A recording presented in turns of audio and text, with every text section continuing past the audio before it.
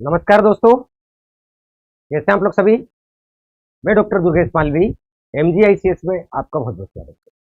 दोस्तों, आज हम जो चर्चा करने वाले हैं वो चर्चा रहेगी हमारी अर्ध सम्मात्रिक छंद। क्योंकि कल की वीडियो में हमने देखा कि छंद की परिभाषा, छंद का सबसे पहले वर्णन या उल्लेख कहाँ किया गया, छंद के कितने अंग है, और साथ ही साथ हमने मात्रिक छंद देखा और मात्रिक छंद में भी सम्मात्रिक छंद के 4 उदाहरण हमने देखे। चौपाई, गीतिका, हरि गीतिका और रोला छंद, यानी कि 16 मात्राएं, 24 मात्राएं, 26 मात्राएं और 28 मात्राएं तक की चर्चा हम कर चुके हैं। चलिए, आप सभी का बहुत बहुत स्वागत है। आज शुरुआत करने वाले हैं हम अर्ध सम्मात्रिक छंद। क्योंकि दोस्तों, अर्ध सम्मात्रिक छंद में पहले और तीसरे चरण में, दूसरे और चौथे चरण में समान मात्राएं होती। शुरुआत हम कर रहे हैं बरवे छंद से। चलिए बात करें बरवे छंद की।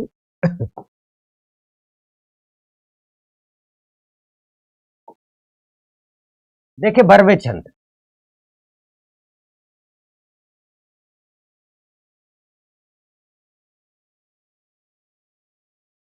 वास्तविकता में बरवे जो होता है ये एक अर्ध सम्मात्रिक छंद, ठीक है। इसके प्रथम और तीसरे चरणों में, यानी कि पहले और तीसरे बोले तो विषम चरणों में 12-12 मात्राएं, दूसरे और चौथे चरणों में यानी कि समान चरणों 7-7 मात्राएं होती। यानी कि इस प्रकार से हम देखें 12-7 19, 12-7 19, ये 19-19 मात्राओं का छंद है। 19 मात्राओं का छंद। इसमें ऐसा कहा जाता है कि इसका जो चरणांत होता है, यानी कि जो पंक्ति होती है, उस चरण की जो पंक्ति है उसका जो अंतिम वर्ण होता है वो लघु होना आवश्यक। जैसे आप देख रहे हैं उदार, विहार, अंतिम वर्ण क्या होता है? लघु होता है। लघु यानी छोटा होता है। ये जो बरवे छंद है, यदि मैं एक और बात करूं आपसे, भक्ति काल के हमारे सबसे बड़े कवि हुए। तो भक्ति काल के हमारे सबसे प्रसिद्ध जो कवि हुए हैं उसमें तुलसी बाबा का नाम काफी सम्मान से लिया जाता है। तो तुलसीदास जी ने, तुलसी बाबा ने एक रचना लिखी। रचना का नाम ही बरवे रामायण है। क्या नाम है? बरवे रामायण। और ये बरवे रामायण प्रसिद्ध रचना है जिसमें 19 मात्राओं का छंद आपको देखने को मिलेगा। इसके पहले और तीसरे चरण में, यानी कि विषम चरणों में 12-12 मात्राएं होती है। दूसरे और चौथे चरणों में, यानी समान चरणों में 7-7 मात्राएं होती है। इस प्रकार ये 19 मात्राओं का छंद है। उदाहरण देखेंगे। चलिए तो बात करते हैं सबसे पहले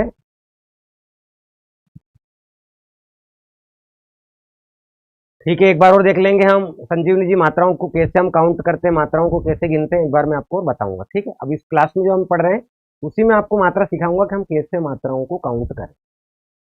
ठीक है, चलिए बात करते हैं कैसे मात्राओं को काउंट करें। ये आपका प्रश्न, ध्यान दें।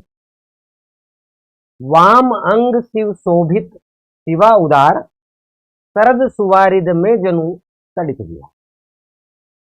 अब इसकी हम मात्रा कैसे काउंट करें, कैसे गणना करें? देखो, ये वाम लिखा रहा, तो वाम में बड़ा की मात्रा है, तो बड़ा की मात्रा के कारण 2 और मां लघु वर्ण है 1।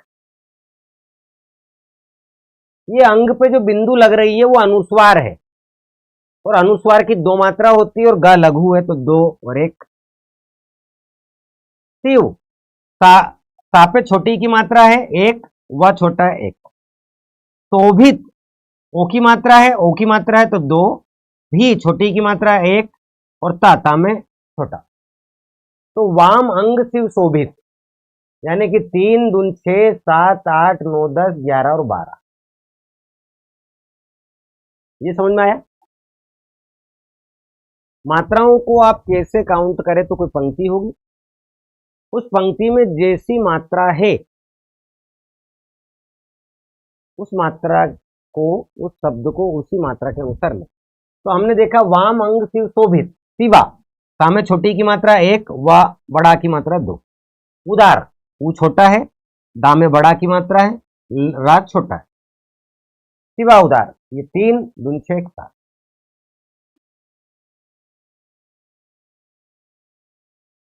सरद सुवारिद, सरद सुवारिद, 1 1 1।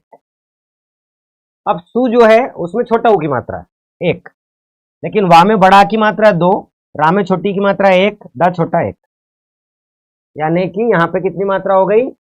सरद सुवारिद में 3 4 5 6 7 8। मा में एक ही मात्रा है 9 10 11 और 12। इस प्रकार से सरद सुवारिद में जनु तड़ित विहार, ता रा में छोटी की मात्रा 1, ता छोटा, विहार हा बड़ा 2, ये 12, इस हो गए 19। फिर क्या कह रहा था? चरणांत में, ये जो पंक्ति है उसके अंत में लघु होना आवश्यक है। लघु होना आवश्यक का मतलब अब कोई सी भी पंक्ति पर्व छंद की क्यों ना आए, अंतिम वर्ण हमेशा ही लघु होगा। जैसे दोहा छंद जब मैं आपको पढ़ाऊंगा तो दोहा छंद में अंतिम वर्ण लघु होता है, अनिवार्य रूप से लघु होता है। वैसे यहां पे ठीक है, आगे बढ़े, चलिए देखो।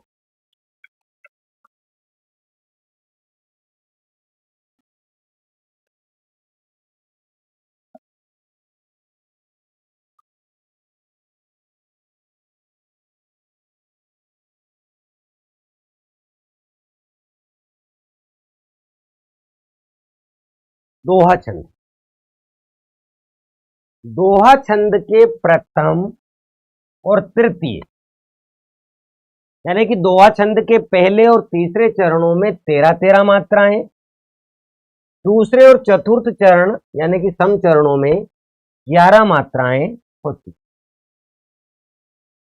यानी कि ये कुल 24 मात्राओं का छंद है। एक पंक्ति में यहां पे 24 मात्राएं आएंगी, 2 पंक्तियों में 48। तो कह रहा है कि दोहा छंद के प्रथम और तृतीय चरणों में यानी कि विषम चरणों में 13 13 मात्राएं, 13 13 मात्राएं, और दूसरे और चौथे चरणों में 11 11 मात्राएं होती। फिर ध्यान दें, चरणांत में चरण का जो अंतिम वर्ण हो लघु होना आवश्यक है। कैसा होगा? लघु होता है, छोटा होता है और आवश्यक है। अब किसी भी पुस्तक से आप कभी भी दोहा पढ़े, 13 11 आपको याद ही, लेकिन आप अंतिम वर्ण हमेशा आपको लघु देखने को मिलेगा। ठीक है, देखो फिर, रहीमन पानी राखिए बिन पानी सब सून, पानी गए न उबरे मोती मानस से। शिवांगी जी मात्रा गिनना, ध्यान देना। रहीमन 1 1 1 और 1, 4 मात्रा। पानी वह बड़ा है, ना में बड़ी की मात्रा है, 4 मात्राएं, 8। रा जो है बड़ा है 9 10, खा में छोटी की मात्रा लग रही 11, और ये जो ए है, ए ये आपका संयुक्त स्वर है, और संयुक्त स्वर 2 मात्रा काउंट होती है, 2। तो इस प्रकार से 4 और 4 8, 5 13, 13 मात्रा है। बिन पानी सब सून 1 2 3 4 5 6 7 8 9 10 11, ये बड़ा ऊ की मात्रा थी 2। 13 11, 2 2 4 1 5, ए संयुक्त स्वर है, 6 7 8, वो बड़ा है, 9 10 11, और ए पे आई की मात्रा लगेगी 13। माँ में ओ की मात्रा 2, ता में बड़ी की मात्रा 2 4, आ की मात्रा 6, 7, 8, 9, 10, 11, 13, 11, 13, 11, 13, 11 पर विराम होगा, अंत में चरण का अंतिम वर्ण छोटा होगा लघु।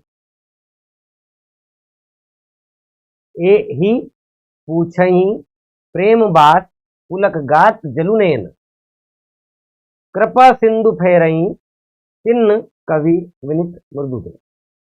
बहुत बार आपको इस प्रकार से भी जवाब देना होगा, इस प्रकार से भी उत्तर लगाना होगा। यदि पद के अंत में एक मात्रा बढ़ जाती है तो पद के अंत में एक मात्रा बढ़ने से भी पंक्ति गलत नहीं होगी, क्योंकि वहां पे जो विकल्प मिलेंगे जरूर नहीं है कि बिल्कुल पास के हो, नियरेस्ट के हो, ये हमें ध्यान देना। और वैसे हम वही लगाते हैं जो बिल्कुल पास का रहता है, उत्तर को हम वही लगाना है।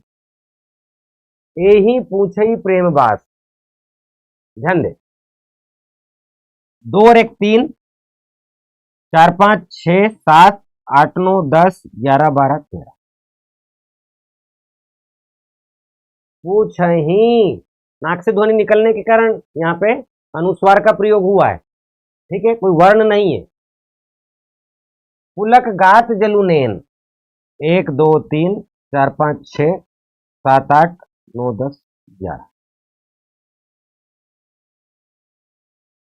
कृपा सिंधु, 1 2 3 4 5 6 7 8 9 10 11 12 13, कृपा का में ऋषि की मात्रा है, तो ऋषि की मात्रा एक ही मात्रा काउंट होगी, ऋषि की एक होती है, ठीक है, क्योंकि हमने मूल स्वर में क्या लिया था, यदि याद हो तो याद करो, आ ई ऊ और री, इन सबकी क्या होती है, एक मात्रा होती है। कृपा सिंधु, सिंधु में आधा ना है, सिंधु यदि आप ऐसा लिखेंगे तो इसकी मात्रा 2 और ये 1, तो 3 4 5 6 7 8 9 10 11 12 13, कृपा सिंधु 13 ही 3, कवि विनित मृदुबेन 1 2 3 4 5 6 7 8 9 10 11, माँ में ऋषि की मात्रा 1, दा में छोटों की मात्रा 1। इस प्रकार से दोहा आपका एक अर्धसम्मात्रिक छंद है, इसकी प्रत्येक पंक्ति में 13 11 पर विराम होगा, अंतिम जो वर्ण होगा वो हमेशा लघु होगा, ये ध्यान देना। जैसे श्री गुरु चरण सरोज रज निज मन मुकुर सुधार, वर्णो रघुवर विमल जस जो दायक फलचार, दोहा है।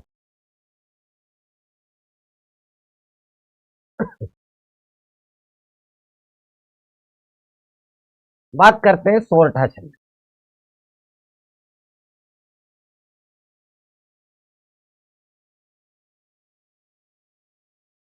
अब ये जो सोरठा छंद आप देख रहे हैं, ये दोहा छंद का उल्टा। पहली बात, दोहा छंद में जैसे अंत में तुकबंदी मिलती है, इसमें अधिकांशतः पंक्तियों में मध्य में तुकबंदी मिलेगी।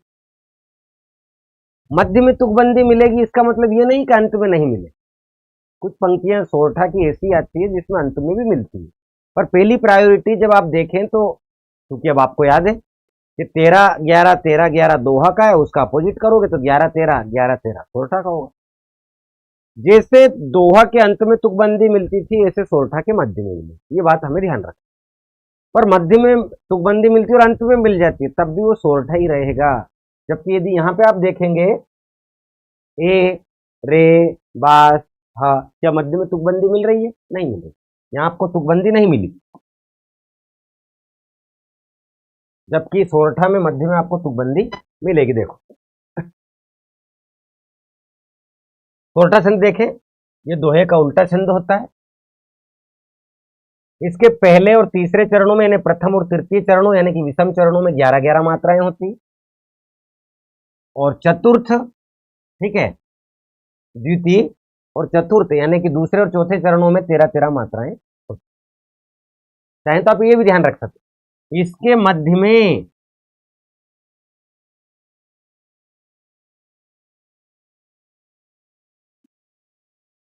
तुकबंदी होती है, तुकबंदी मिलती है।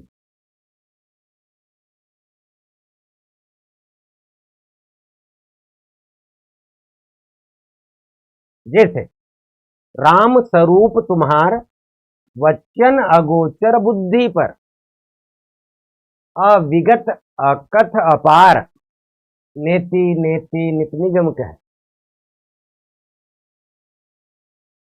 राम स्वरूप तुम्हार अविगत अकथ अपार, रा और रा मध्य में तुकबंदी है, जबकि अंत में देखो नहीं। संजीवनी जी,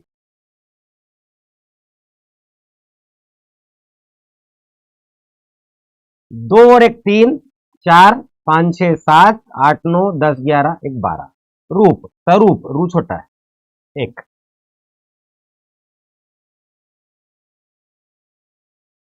3 4 5 6 7 8 9 10 11। यदि रूप रहता तो बड़ा, स्वरूप है रूप। यदि रूप रहता तो रूपा, रूप बड़ा हो जाता। 1 2 3 4 5 6 7 8 9 10 11 12। तो राम स्वरूप तुम्हार अविगत अकथ अपार, 1 2 3 4 5 6 7 8 9 10 11। तो बंदी हो गई। नेति नेति नित निगम कहा, 3 6 7 8 9 10 11 12। अंत में तुकबंदी नहीं है, ठीक है। किसका उल्टा, किसका अपोजिट, किसका विपरीत? दोहे का विपरीत।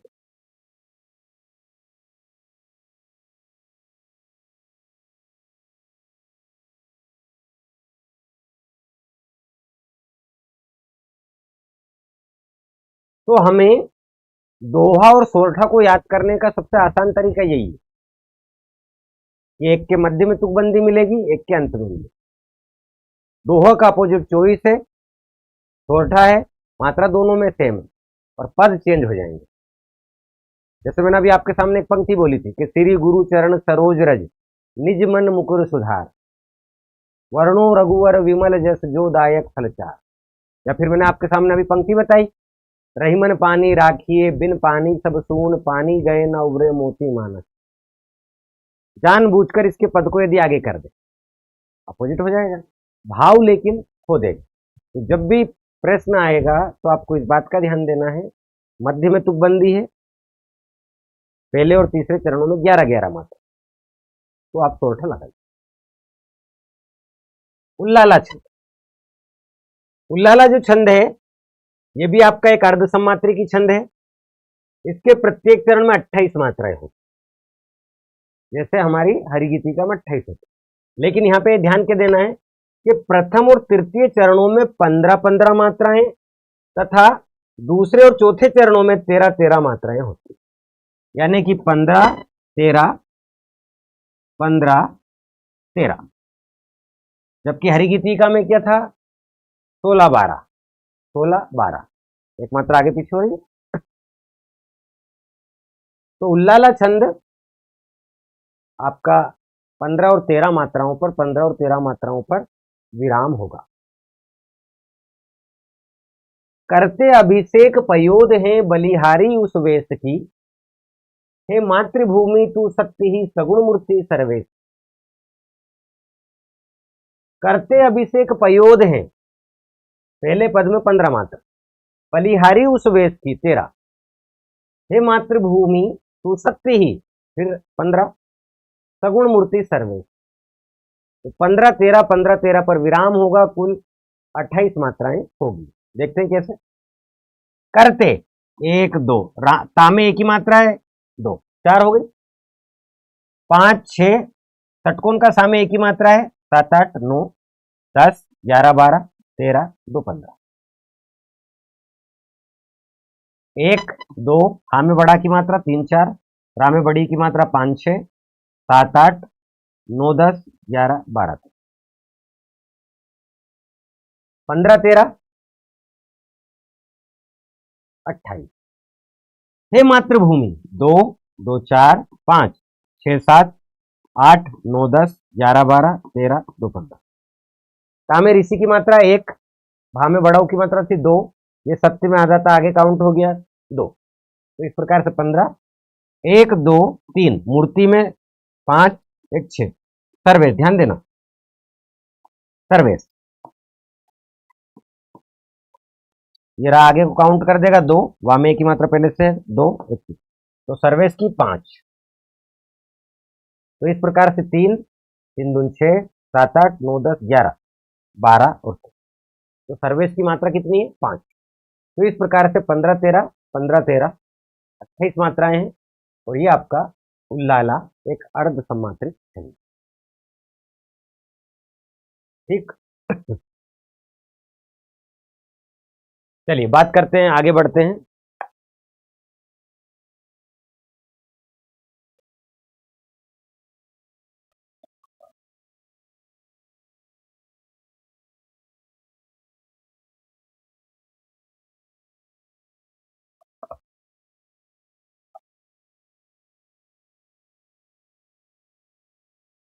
विषम मात्रिक छंद, यानी कि दोस्तों सम्मात्रिक में भी हमने 4 छंद पढ़े, अर्ध सम्मात्रिक में भी हमने 4 छंद पढ़े। विषम मात्रिक में प्रमुख रूप से 2 है, एक आपका छप्पे और दूसरा आपका कुंडलियां। छप्पे में 6 पंक्तियां होगी, कुंडलियां 6 पंक्तियां होगी। ये दो दो छंदों का मेल है, एक सम्मात्रिक का, एक अर्ध सम्मात्रिक का, एक सम्मात्रिक का, एक अर्ध। सबसे पहले बात करते हैं छप्पे छंद। छप्पे यानी 6। छप्पे छंद में 6 चरण होते हैं। प्रथम 4 चरण रोला छंद के, यानी कि 24-24 मात्राएं होंगी। अब ये रोला क्या था? सम्मात्रिक छंद था।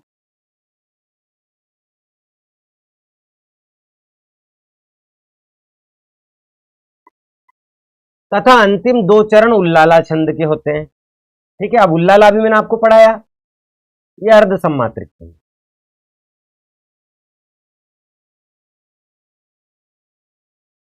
और अभी हमने देखा कि रोला में 24 मात्राएं होती है, वैसी की वैसी उल्लाला में 28 मात्राएं होती है। 15 13 15 13 पर विराम होता। अभी देखा ना उदाहरण, हमने ये उदाहरण देखा, करते अभिषेक पयोध है बलिहारी उस वेश की, हे मातृभूमि तू सत्य ही सगुण मूर्ति सर्वेश की। यानी कि ये जो 2 पंक्तियां हैं ये किसकी है? उल्लाला की। और उल्लाला के प्रत्येक चरण में कितनी? 28 मात्राएं। और 4 पंक्तियां किसकी? रोला की। और रोला के प्रत्येक चरण में कितनी मात्राएं? 24 मात्राएं। देखिए, तो छप्पे 6 चरण होते हैं। प्रथम 4 चरण रोला छंद के, जो कि एक सम्मात्रिक छंद है। अंतिम 2 चरण उल्लाला छंद के, जो कि एक अर्ध सम्मात्रिक छंद है। यानी कि ये 2 छंदों का मेल है।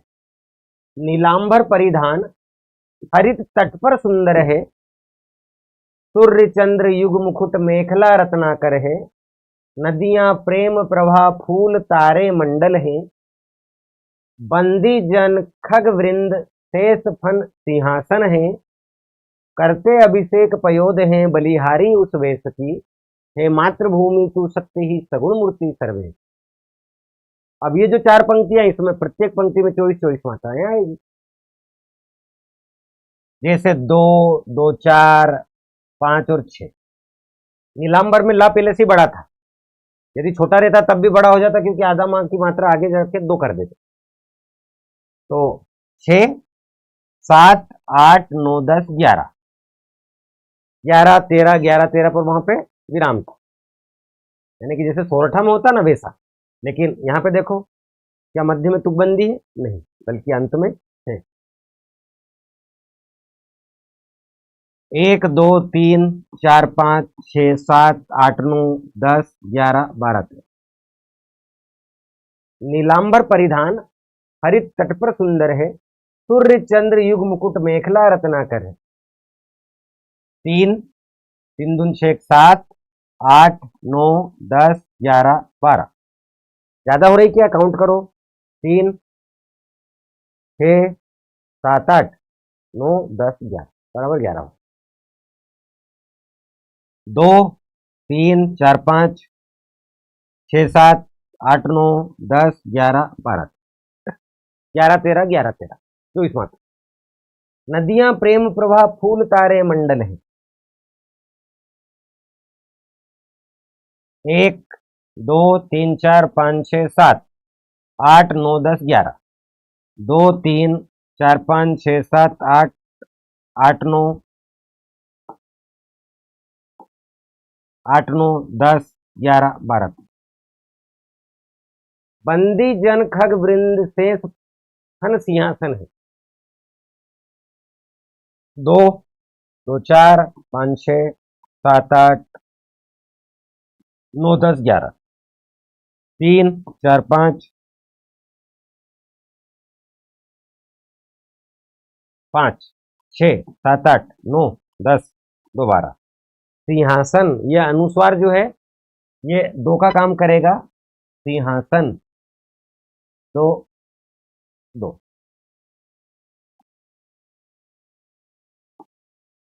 सिंहासन शेष फन 3 2 5 2 6 7 8 9 10 11 12। तो इस प्रकार से दोस्तों लाला छंद में आपकी 28 मात्राएं होती है, तो रोला छंद में आपकी 24। रोला छंद में अंत में तुकबंदी होती है। सुंदर है, रत्नाकर है, मंडल है, सिंहासन है। अंतिम वर्ण समान।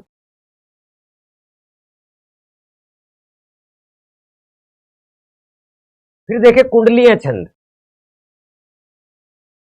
कुंडलियां कुंडलियां कुंडलियां जो है इसमें भी 6 चरण होते हैं। आरंभ में 2 चरण, दोहा, यानी कि कुंडलियों में जो पहले 2 चरण होंगे वो किसके होंगे? दोहा। दोहा की 2 पंक्ति, तो 4 किसकी? तथा बाद के चरण यानी कि 4 चरण किसके? रोला के। यानी कि दोहा प्लस रोला से मिलकर ये बनता है। जैसे वहां पे हमने देखा कि रोला प्लस उल्लाला से मिलकर बना था छप्पे।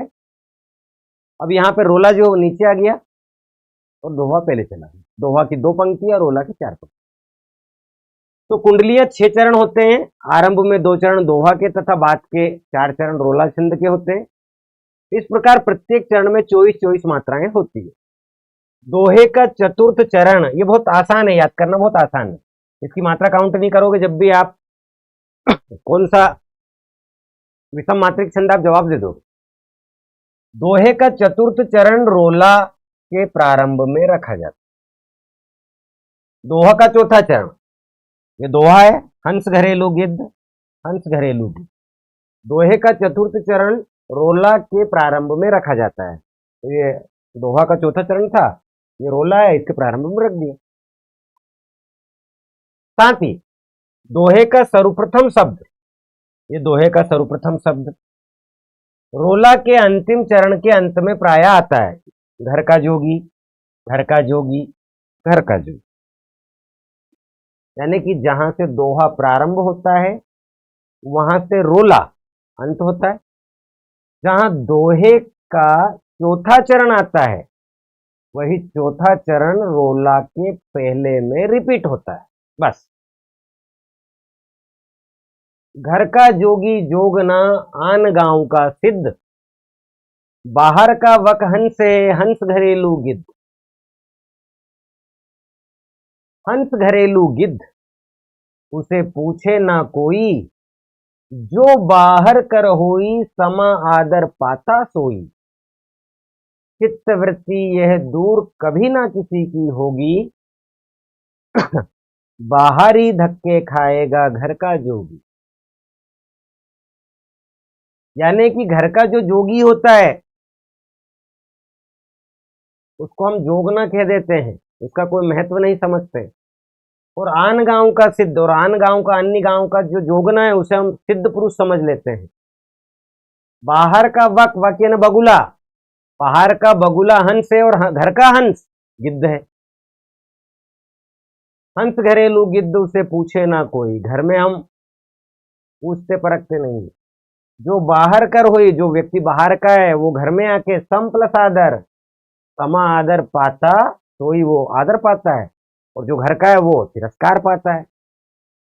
चित्त वृत्ति, ये मन का जो वहम है, ये मन की जो वृत्ति है, ये दूर कभी ना किसी की होगी, और बाहरी धक्का खाएगा घर का जोगी। तो यहाँ घर का जोगी से प्रारंभ होता है, घर का जोगी पे एंड होगा।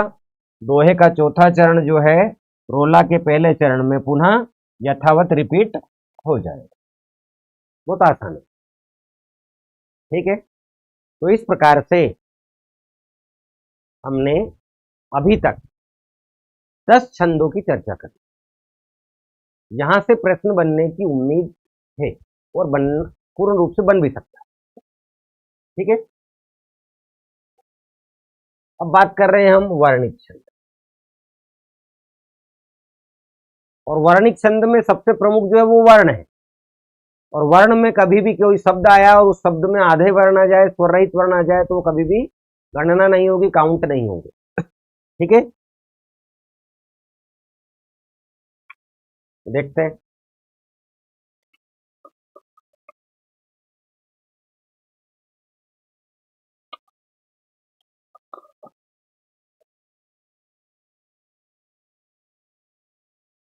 वर्णिक छंद, जहां काव्य या कविता में वर्णों की गणना की जाती है, जहां काव्य या कविता में वर्णों की गणना की जाती है उसे वर्णिक छंद कहते हैं।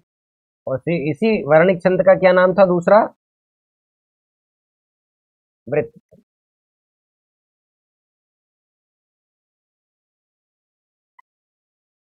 वर्णिक छंद में क्या होता है? एक सूत्र होता है, या माता राजभान सलगा, या माता राजभान सलगा। तो पहले या माता राजभान सलगा में क्या करते हैं हम? पहले एक एक वर्ण लेते हैं। या इसे जोड़ दिया गण, तो यगण, मगण, सगण, रगण, जगण, भगण, नगण, सगण, ला से लघु, गा से गुरु,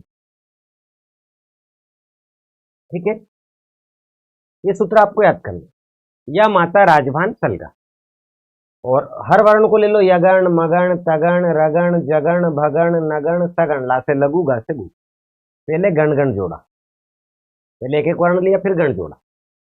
अब तीन तीन वर्ण हो गए, तो यहां पे क्या करेंगे? फिर एक एक वर्ण लेंगे, लेकिन इस जोड़े को शुरुआत करेंगे तीन वर्णों से। या माता, या माता। अब या माता की मात्रा गिन लो। या माता 1 2 2, मातारा 2 2 2, ताराज 2 2 1, राजभा 2 1 2, जभान 1 2 1। यानी कि जैसा लिखा रहा वैसा काउंट कर लो। जैसे या माता 1 2 2 2 2 2 2 2 1 2 1 2 1 2 1, जैसी की वैसी मात्रा यहाँ पे लिख दी थी, ठीक। तो यगण, मगण, तगण, रगण, जगण, भगण, भानस 2 1 1, ये 2 1, नसल 1 1 1, ये 1 1, सलगा 1 1 2, लघु की एक मात्रा होती है, गुरु की 2 मात्रा। कुल मिला के यहाँ पे क्या होता है? मान लीजिए आपको कोई शब्द दे दी, जैसे मान लीजिए आपको कोई शब्द दिया, जैसे मैंने बोला कह रहे राधिका। ये राधिका शब्द में कौन सा गण है?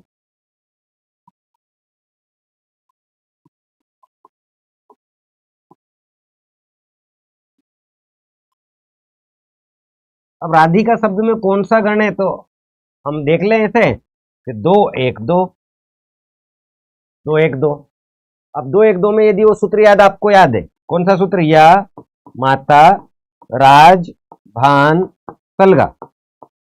तो आप डायरेक्ट यहां से देख सकते हो 2 1 2, 2 1 2, यानी कि रगण है। क्या है? रगण है। 2 1 2 देखो कहां है? ये रगण, 2 1। कोई सब शब्द हो सकता। मान लीजिए कि हमने कहा बौद्धिक,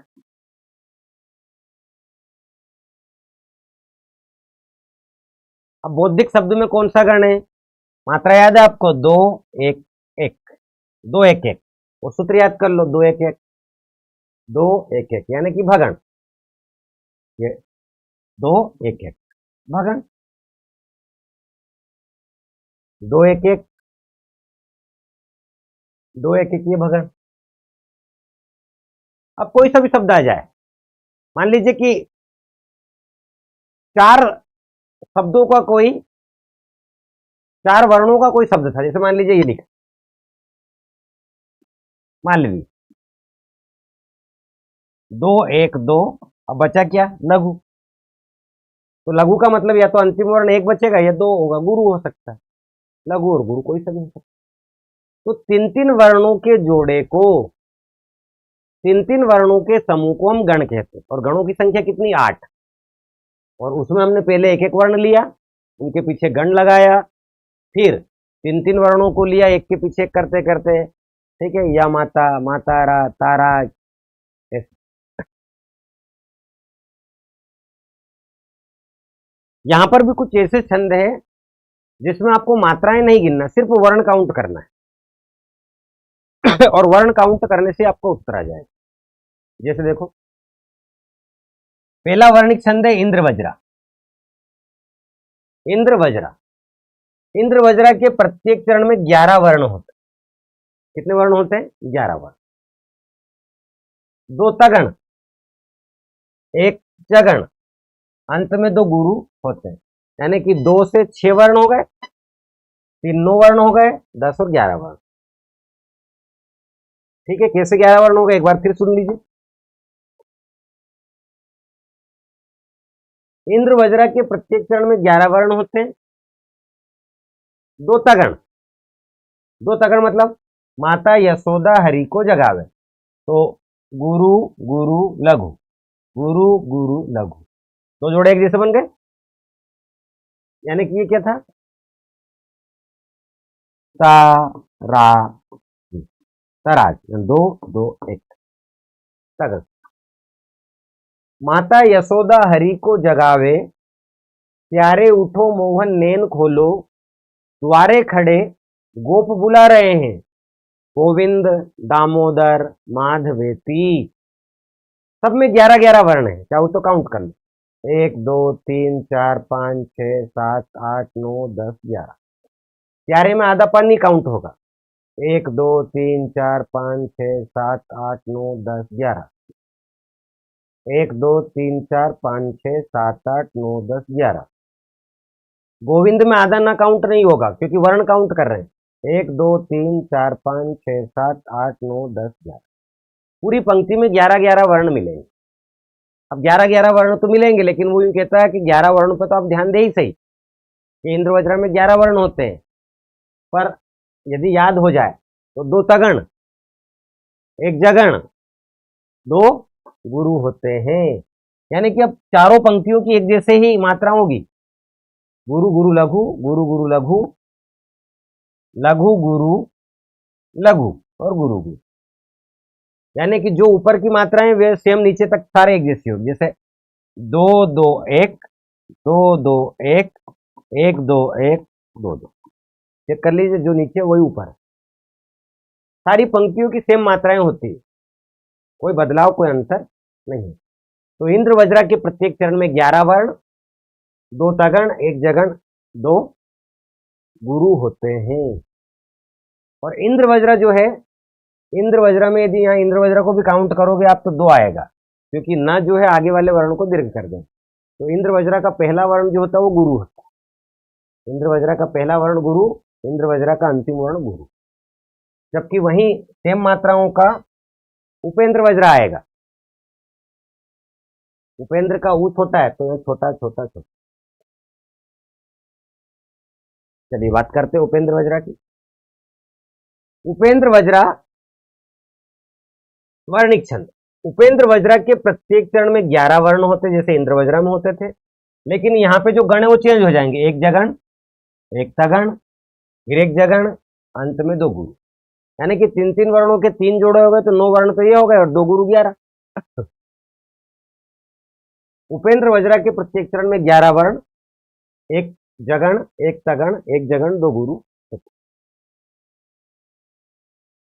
पखारते हैं पद पदम कोई, चढ़ा रहे हैं फल पुष्प कोई, करा रहे हैं पयपान कोई, उतारते श्रीधर आरती है। इसमें आप देखेंगे तो वर्ण काउंट कर लो, 1 2 3 4 5 6 7 8 9 10 11। ये पदम में हलंत लग रहा, दा में, इसकी कोई गणना नहीं होगी। 11 वर्ण, 1 2 3 4 5 6 7 8 9 10 11 है। पुष्प में षटकोण कहा जाता है, काउंट नहीं होगा। 1 2 3 4 5 6 7 8 9 10 11, 1 2 3 4 5 6 7 8 9 10 11, 11 वर्ण। आप चाहें तो इसे भी कर सकते हैं। जबान क्या है? जगन यानी जबान। 1 2 1 2 2 1 1 2 1 2 2। जैसा ऊपर है वैसा ही नीचे की पंक्ति में होगा, समान। कहीं पर कोई सी जो मन करे पंक्तियां काउंट करे। 1 2 1 2 2 1, ठीक है, 1 2 1 2 2। तो उपेंद्र वज्रा के भी प्रत्येक चरण में कितने वर्ण? 11। अब इंद्र वज्रा का पहला वर्ण दीर्घ होता है, उपेंद्र वज्रा का पहला वर्ण लघु होता है। इस बात से आप ध्यान रखें।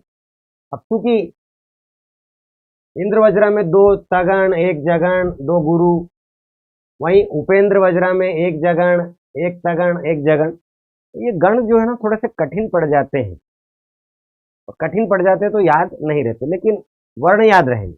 इंद्र और उपेंद्र में दोनों में 11 11 वर्ण है। इंद्र वज्रा का प्रथम वर्ण जो है वो दीर्घ होगा, उपेंद्र का लघु होगा, बस। द्रुत विलंबित, द्रुत विलंबित छंद। द्रुत विलंबित छंद के प्रत्येक चरण में 12 वर्ण होते हैं। कितने वर्ण होते हैं? 12 वर्ण होते हैं। तो द्रुत विलंबित के प्रत्येक चरण में 12 वर्ण होते हैं। प्रथम जो शब्द होगा, प्रथम जो शब्द होगा वो नगण होगा, यानी कि 1 नगण 2 भगण 1 रगण। तो 3 और 2 ये हो गए 9 और 3 12। 3 वर्णों का जोड़ा है, वर्ण काउंट करना, 12 वर्ण होंगे। तो द्रुत विलंबित के प्रत्येक चरण में 12 वर्ण होते हैं। एक नगण, नगण यानी शब्द को ध्यान रखना कि ऐसा कौन सा वर्णिक छंद है जिसमें द्रुत विलंबित है, जिसमें 12 वर्ण होते हैं, और पहला जो शब्द होता है वो नगण होता है। जैसे दिवस का अवसान समीप था, दिवस का अवसान समीप था, गगन था कुछ लोहित हो चला, तरु सीका पर थी अवराज सी, कमलिनी कुल वल्लभ की प्रभा। 1 2 3 4 5 6 7 8 9 10 11 12, 3 4 5 6 7 8 9 10 11 12, 1 2 3 4 5 6 7 8 9 10 11 12, 1 2 3 4 5 6 7 8 9 10 11 12। वल्लभ में आधा ला काउंट नहीं होगा, यानी कि कमलिनी में 1 1, दिवस में 1 1, गगन में 1 1, तरुशिखा पर 1। नगण, नगण वर्ण यहाँ पे आपको पहला शब्द जो दिखेगा द्रुत विलंबित का, वो शब्द पे ध्यान देना, नगण है। दिवस, दिवस का अवसान समीप था, गगन था कुछ लोहित हो चला, तरु सीका पर थी अवराज थी, कमलिनी कुल वल्लभ की प्रभा। इसमें 12 वर्ण प्रत्येक पंक्ति में आपको देखने को मिलेगा। तो इंद्र वज्रा उपेंद्र वज्रा में 11 11, द्रुत विलंबित में 12। वसंत तिलका वर्णिक छंद, वसंत तिलका, वसंत तिलका वर्णिक छंद में 14 वर्ण होते हैं। 11 12 फिर 14। तो वसंत तिलका में 14 वर्ण होते हैं। 1 तगण 1 भगण 2 जगण 2 गुरु। 8वें वर्ण पर विराम आपको मिलता है जब हम वर्णिकों को, वर्णों को गाएंगे, उसमें ले बनेगी, अन्यथा यहां पर ऐसा नहीं मिलेगा। तो वसंत तिलका के प्रत्येक चरण में कितने वर्ण? 14। श्री राधिका मधुर मोदमयी मनोज्ञा, नाना मनोहर रहस्यमयी अनूठी, जो है सदैव लतिका दिख संग सोहे, होती दयालु, अपने समुपासकों को। वर्ण काउंट कर ले। श्री राधिका मधुर मोदमयी मनोज्ञ। 1 2 3 4 5 6 7 8 9 10 11 12 13 14 14 वर्ण। 1 2 3 4 5 6 7 8 9 10 11 12 13 14 14 वर्ण यहाँ पे होंगे। तो वसंत चिल्का के प्रत्येक चरण में 14 वर्ण।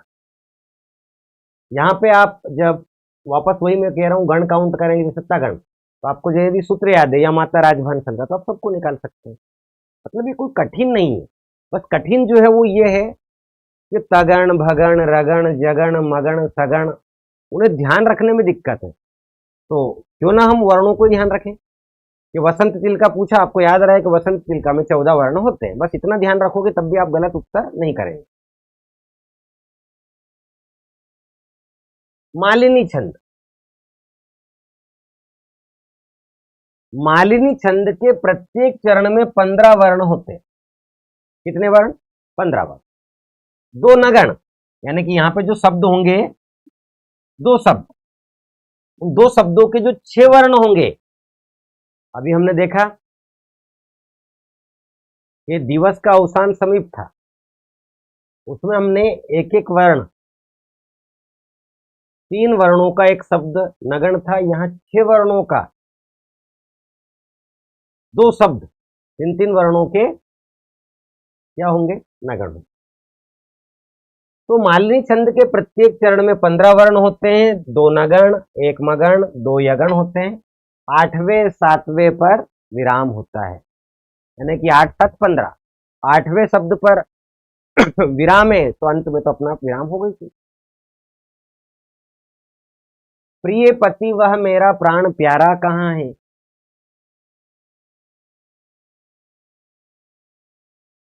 प्रिय पति वह मेरा प्राण प्यारा कहाँ है?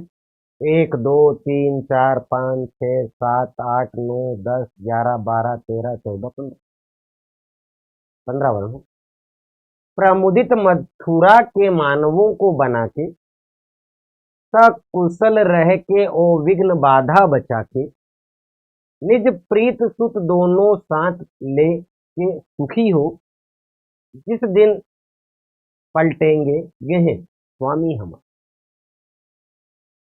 1 2 3 4 5 6 7 8 9 10 11 12 13 14 15। गलत हो गया क्या? देखो, 1 2 3 4 5 6 7 8 9 10 11 12 13 14 15 16 कैसे हो रहा? नीचे देखते हैं। 1 2 3 4 5 6 7 8 9 10 11 12 13 14 15 16। 1 2 3 4 5 6 7 8 9 10 11 12 13 14 15। 1 2 3 4 5 6 7 8 9 10 11 12 13 14 15। ये 2 पंक्तियां सही है। यहाँ 16 16 है। 4 3 7 8 9 10 11 12 13 14 15। 4 5 6 7 8 9 10 11 12 13 14 15। 1 2 3 4 5 6 7 8 9 10 11 12 13 14 15। अरे 15 है।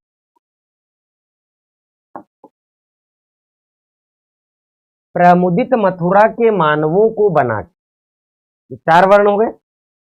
1 2 3 4 5 6 7 8 9 10 11 12 13 14 15 है। ठीक है संजीवनी जी, एक बार और काउंट करो, 15 है। तो मालिनी छंद के प्रत्येक चरण में 15 वर्ण होते हैं। 2 यहाँ पे नगण होंगे, यानी कि प्रियपति लघु लघु लघु लघु लघु लघु लघु लघु लघु लघु लघु लघु लघु लघु। ठीक है। मंदाक्रांता,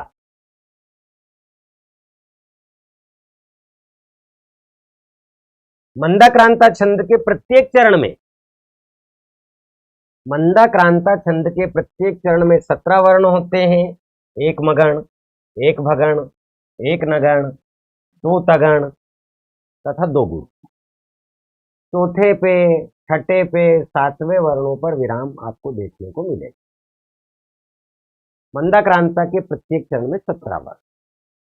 कोई क्लांता पथिक ललना चेतना शून्य होके तेरे जैसे प्रिय पवन से सर्वथा शांति का भी, तो तू होके सदे मन को जा उसे शांति देना, लेके गोदी सलिल उसका प्रेम से तू सुखा। मंदाक्रांता के प्रत्येक चरण में 17 वर्ण है। 2, 1, 2, 3, 4, 5, 6, 7, 8, 9, 10, 11, 12, 13, 14, 15, 16, 17 17 वर्ण। 1, 2, 3, 4, 5, 6, 7, 8, 9, 10, 11, 12, 13, 14, 15, 16, 17।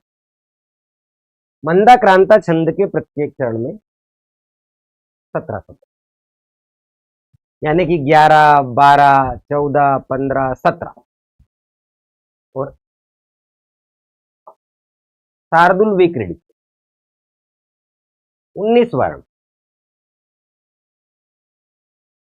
क्या करना है, अपनी कॉपी में एक एक करके अलग अलग लिख लेना और सबकी संख्या लिख लेना। इंद्र वज्रा उपेंद्र वज्रा में 11 वर्ण, ठीक है। फिर द्रुत विलंबित, वसंत तिलका, मालिनी, शार्दुल विक्रीडित। शार्दुल विक्रीडित के प्रत्येक चरण में 19 वर्ण होते हैं। एक मगण, एक सगण, एक जगण, एक सगण, 2 सगण एवं एक गुरु होता है। 17वें वर्ण पर और 12वें वर्ण पर विराम होता है यति है। त्यों ही त्यों उनका प्रगाढ़ दुख भी दुर्दांत था हो रहा, आंखों से अविरल या अविराम अश्रु बहते थे शांति देते नहीं। त्यों ही त्यों उनका प्रगाढ़ दुख भी दुर्दांत था हो रहा, आंखों से अविराम अश्रु बहते थे शांति देते।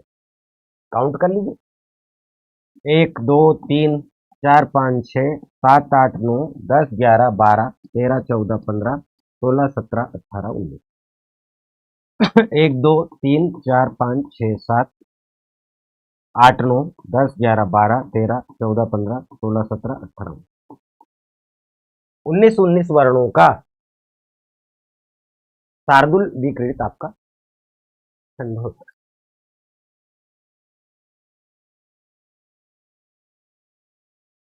अंतिम छंद मुक्त छंद। दोस्तों, मात्रिक छंद में मात्राओं पर ध्यान देना है, ये परीक्षा में आएंगे। वर्णिक छंद ना के बराबर पूछे गए, लेकिन कोई शब्द पूछे तो आपको वर्ण काउंट करना। तो मात्रिक छंद, वर्णिक छंद और मुक्त। मुक्त छंद का सबसे पहले वर्णन हिंदी साहित्य में सूर्यकांत त्रिपाठी निराला ने, उन्होंने एक रचना लिखी 1916 में। रचना थी जूही की कली। रचना का क्या नाम? जूही की कली। ये प्रश्न पूछा गया है कि मुक्त छंद का के प्रवर्तक कौन है? तो मुक्त छंद के प्रवर्तक सूर्यकांत त्रिपाठी निराला जी है। उनकी कौन सी प्रसिद्ध रचना में पहली बार वर्णन किया गया था? तो जूही की कली में किया गया था। ये कब लेखन हुआ इसका? 1916 में। ठीक है दोस्तों, तो इस प्रकार से ये आपका 5वां चैप्टर कंप्लीट। हम वर्ण विचार पढ़ चुके हैं, संधि पढ़ चुके हैं, समास पढ़ चुके हैं, हम रस पढ़ चुके हैं, और ये 5वां जो आपका टॉपिक था छंद, उसको हमने कंप्लीट। अब आप क्या करें कि छंद से संबंधित जो विगत वर्षों में प्रश्न आए, पैराग्राफ में यदि कोई आया हो तो उसे देख लीजिए, अन्यथा छंद को आप पढ़ लीजिए। ठीक है, चलिए दोस्तों, तो कल इसी समय पर हम मुलाकात करते हैं, अलंकार के साथ करेंगे। अलंकार के बाद हम काव्य शास्त्र की कुछ परिभाषाओं को देखेंगे, कुछ रचनाओं को देखेंगे, और फिर हम पद पर आएंगे कि पद कैसे बन सकते। ठीक है, तब तक के लिए अपना ख्याल रखिएगा। मुलाकात करते हैं कल इसी समय पर। जय हिंद, जय भारत, धन्यवाद।